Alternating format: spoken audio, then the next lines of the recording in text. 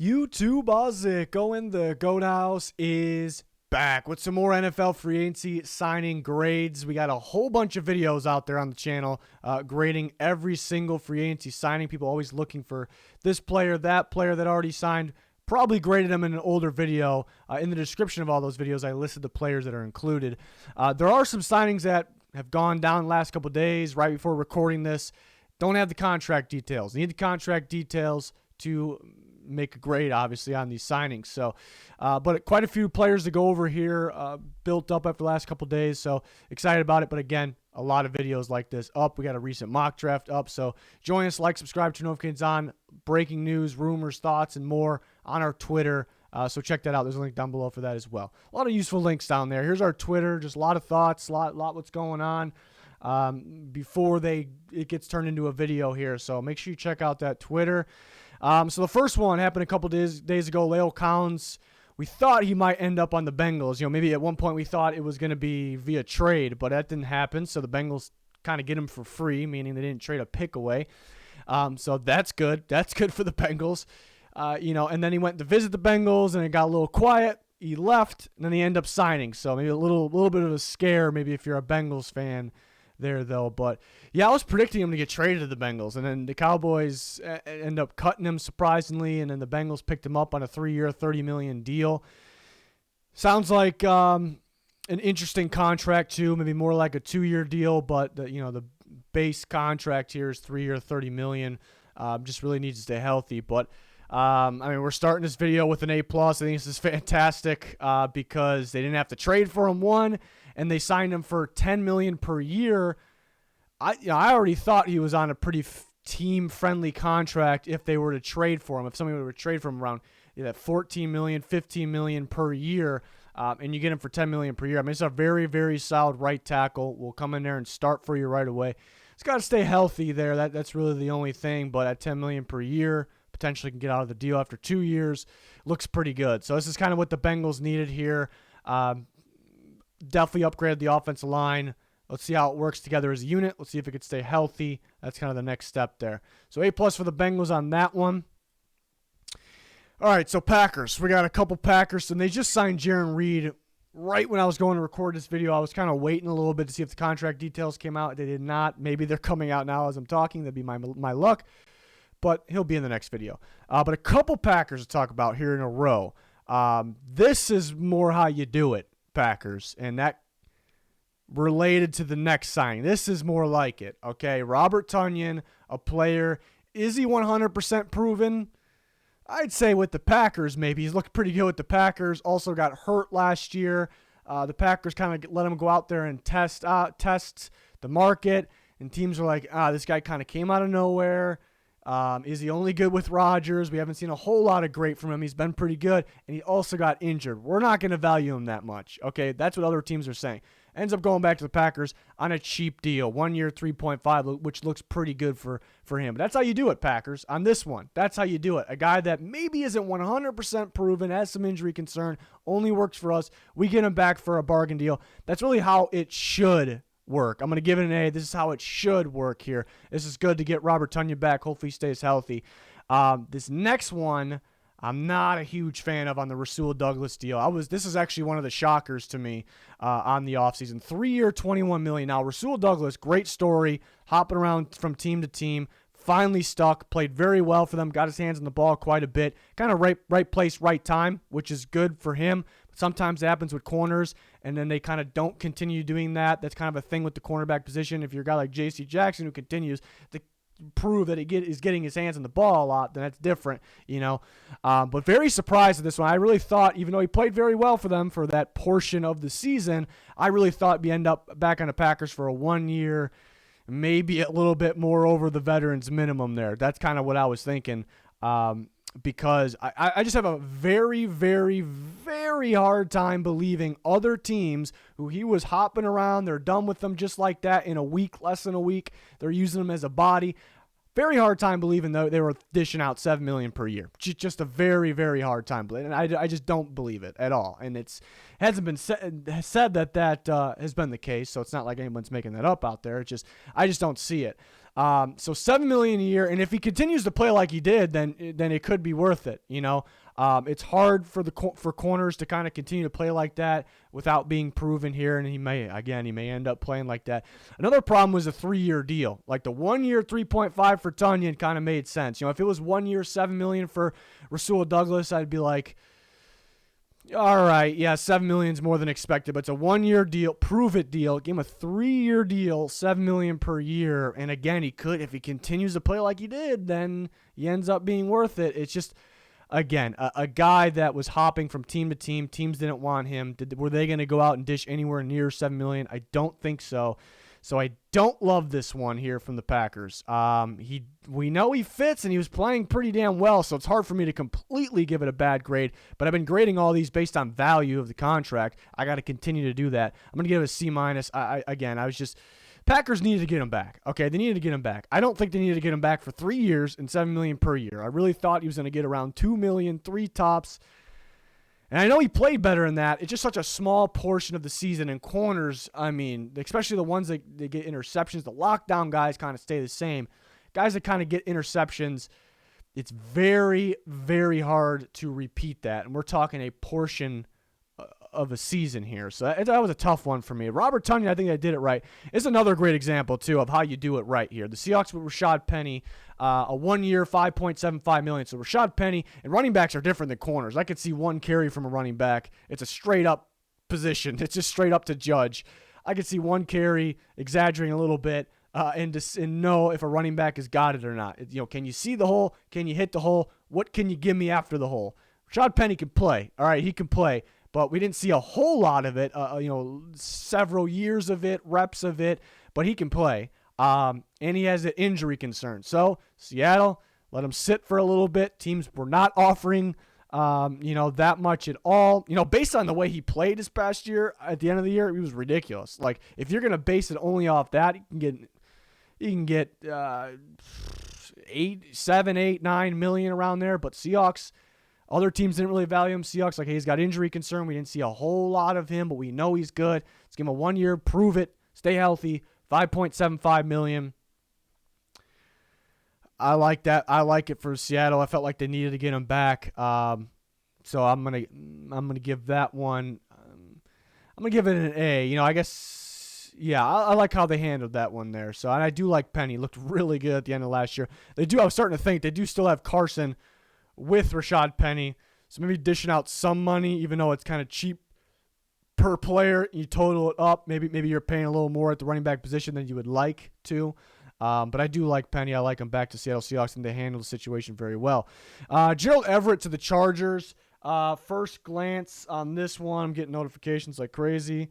The Raiders are signing Vernon Butler as I'm recording this video, so the grade won't be on this video.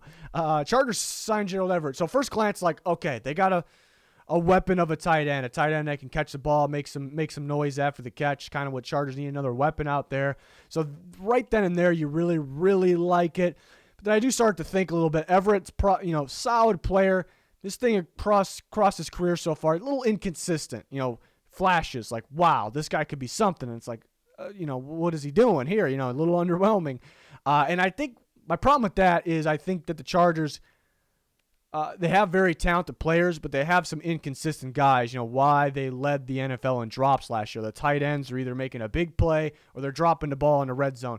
Mike Williams is making a rocket contested catch, or he's dropping the ball in the red zone. They led the league with drops. I think it was 38. So this makes them better. I like this.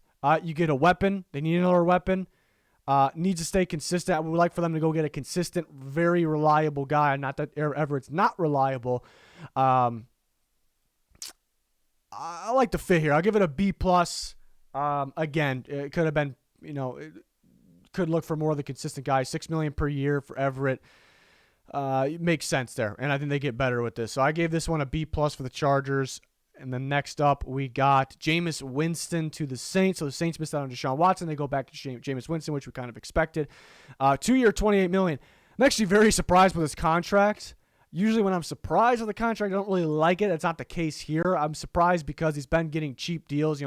Dirt A+ cheap deal for the Saints last year.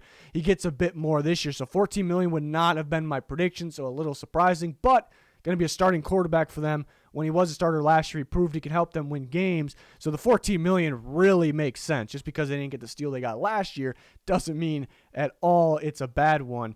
2-year, $28 million. You do want to see him stay healthy.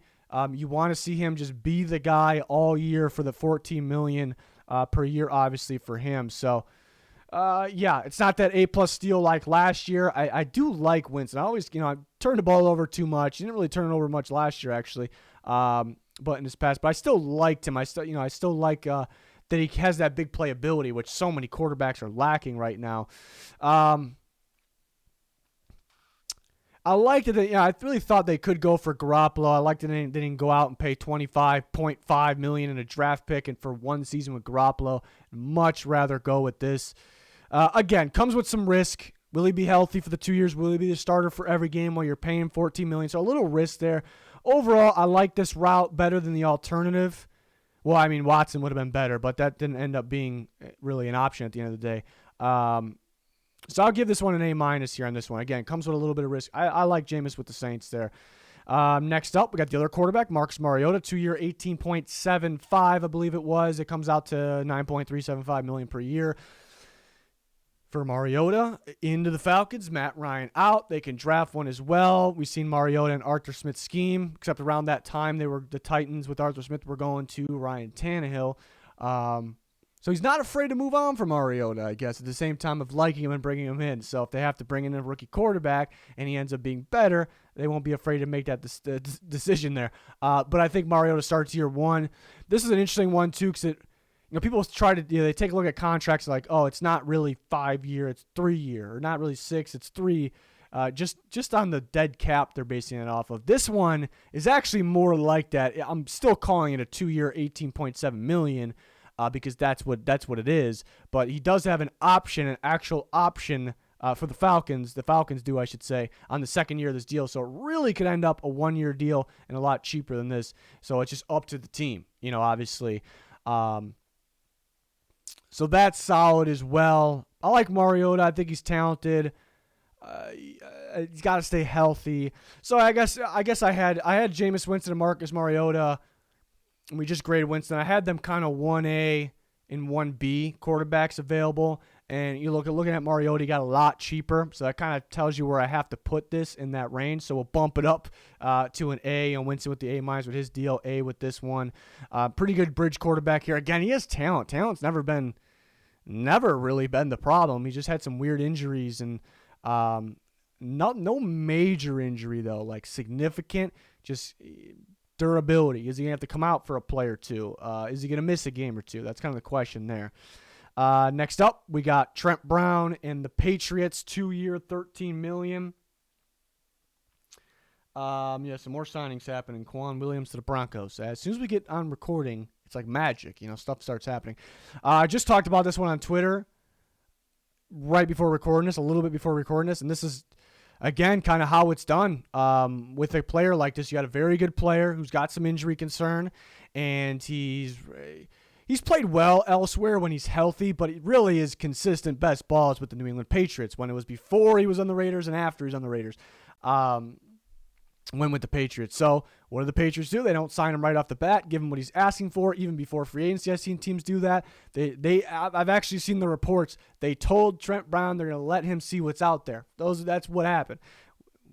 Took a visit. I'm sure he had more than Seattle interested, but took a visit with Seattle felt like multiple days he was there. And then, so what happens? It's likely the Patriots value him most because he had injury concern. He's only played very well with them, really. So teams didn't really value him that much. It dropped his asking price. He goes back to the Patriots on an epic steal of a deal. He does have a lot of incentives that gets around that $20 million per year range, but incentives make sense for a very good player that you want to see stay healthy. It makes very, very good sense. This is just there's a lot of good grades in this video. It's an A+. It's not really one of my favorite signings, and due to, there's signings that are like wow out there, like A+ wow, but this is one of my favorite signings in terms of, this is how it's done. Other teams take some notes. Some other teams do it right. And honestly, the Patriots offseason has been pretty underwhelming before this, so it is kind of weird saying that. But with this specific situation, It's really how it's done. It is really how it's done, and it's how you avoid overpaying. So great job by the Patriots there. Next up, we got Leonard Fournette back to the Bucs, 3-year, $21 million. This was an interesting one because it felt like Buccaneers, we'll let him test. We don't want to overpay for a running back. We don't want to pay a lot for a running back. Let him test. And it felt like the Patriots were lining up a visit, and then boom, the Buccaneers get him just like that. Just right when they were saying they were going to let him test it out a little bit, they kind of panicked a little bit, gave him a deal. It's not really a panic contract. 3-year, $21 million, $7 million per year. It's not really a panic contract at all. But they did kind of like, all right, we got to make sure we get him back. They were bluffing a little bit there. So 3-year, $21, $7 million per year. 2 years ago, it really only a big factor in the playoffs. Last year, it looked really good in general. Need him to be a little more healthy. We'll give it a B+. Another one of those. I don't know if another team would have gave him the $7 million per year. Probably not too far off. But I like Leonard Fournette. There was like moments where I'm like, is Fournette I think he's definitely a top 10 running back the way he's playing right now. That's kind of what I was thinking. Then he got hurt. So nobody really was talking about that anymore. But very talented here. But yeah, I guess maybe would a team again maybe gave him $6 million around there. I give it a B+ there for the Buccaneers. Next up, we got the Vikings signing Za'Darius Smith. Remember, the Ravens were signing him for a dirt cheap deal. I gave it an A+ and called it the best signing of free agency because I'm a big fan of Za'Darius Smith's game, a big time pass rusher, and they got him for absolute dirt cheap. Not as cheap here for the Vikings and $14 million per year, but I still very much like the $14 million because Za'Darius Smith is a very good pass rusher. Injured last year. There's nothing that adds up over the past several years that says, yes, he's going to get injured. Some people talking that way. I said the same thing when we were talking about the Ravens. But $14 million per year still is very, very good because guys like Hassan Reddick get $15 million per year, who Smith is definitely better than. Emmanuel Ogbah, $16.25 million per year. Smith definitely better than. So I think it's a really good deal here for the Vikings.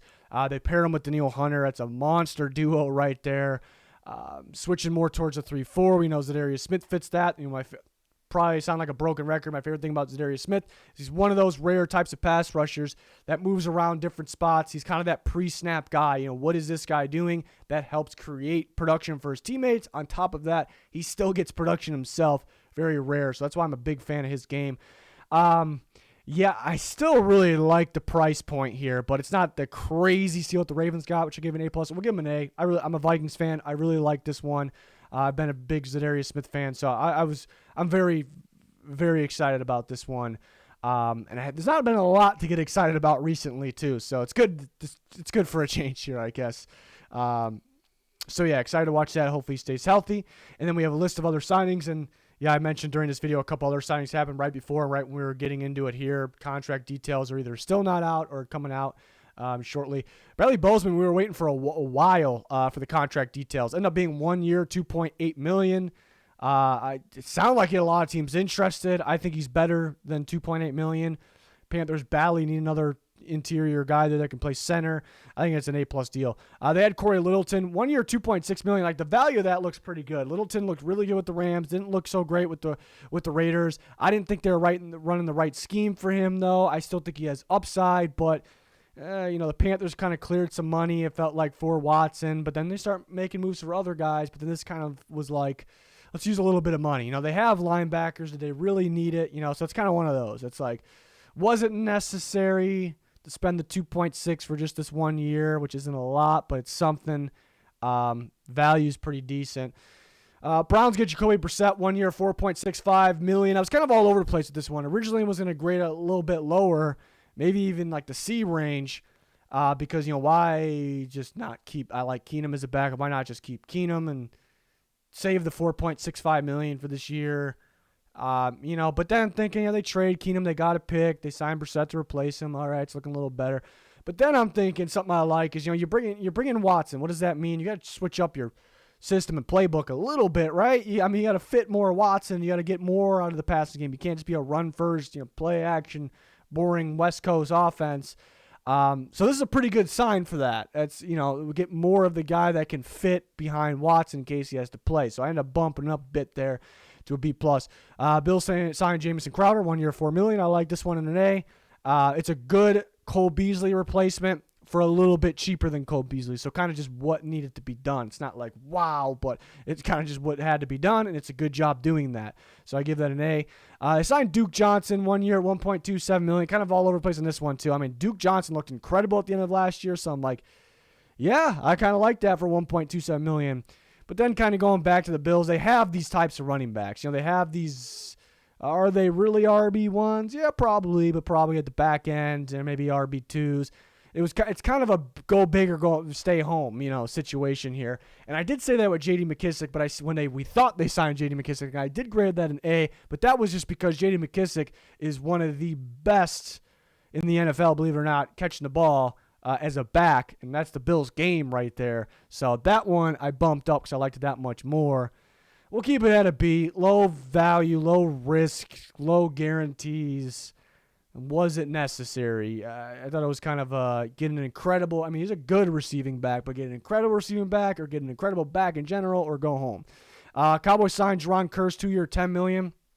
It's a tricky one as well because nobody else was going to value Jayron Kearse that much. He was hopping around from team to team. He's just so specific, you know, man up on a guy, tight end probably, that's lined up in the slot or even outside, obviously.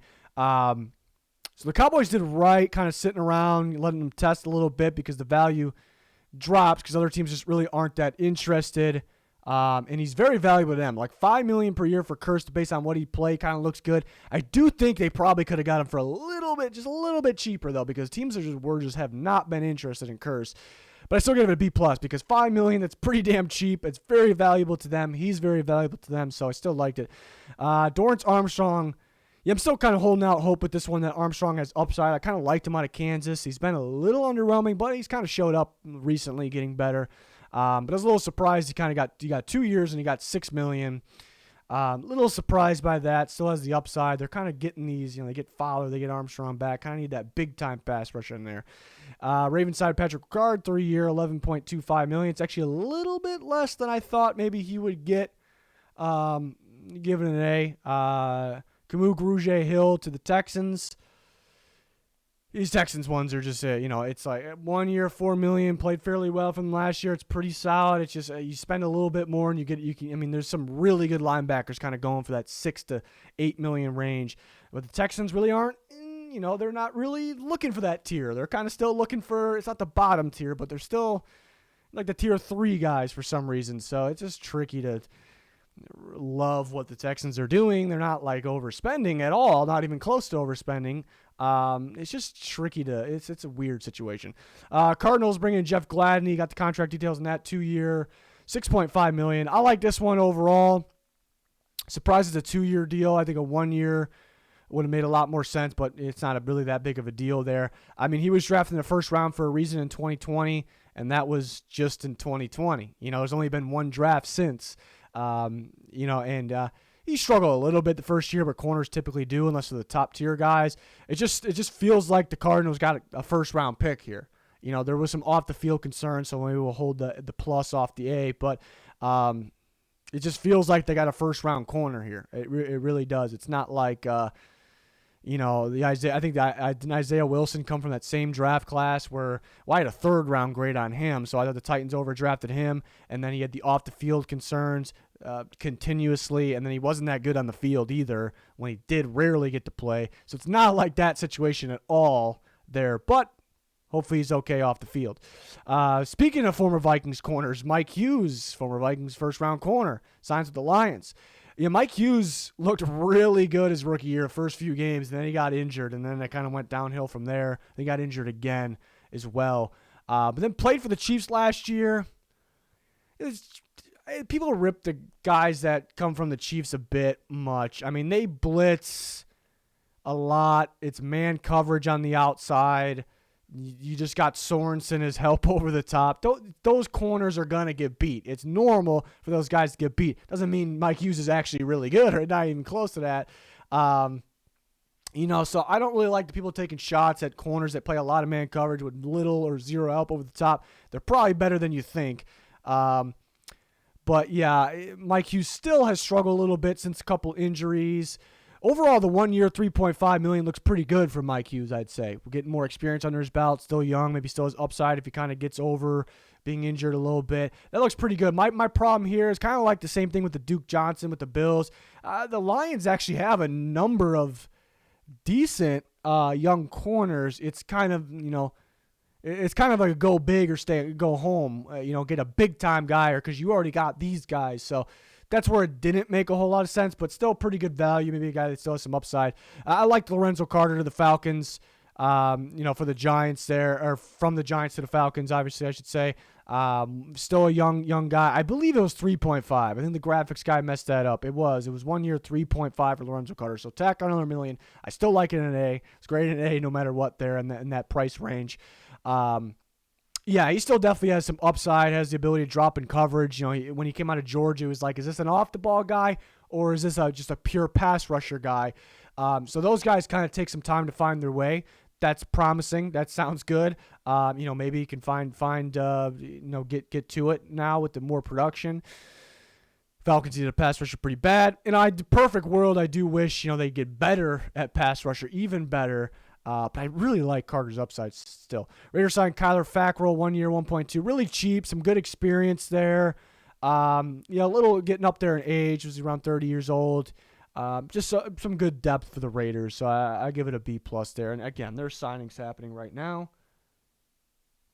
Trevor Siemian visiting the Chicago Bears. That's just huge news right there. So there will be another video at some point. We're still waiting on, top-tier free agents. Ron Armstead, Tyrann Mathieu, Bobby Wagner, let's say, as well.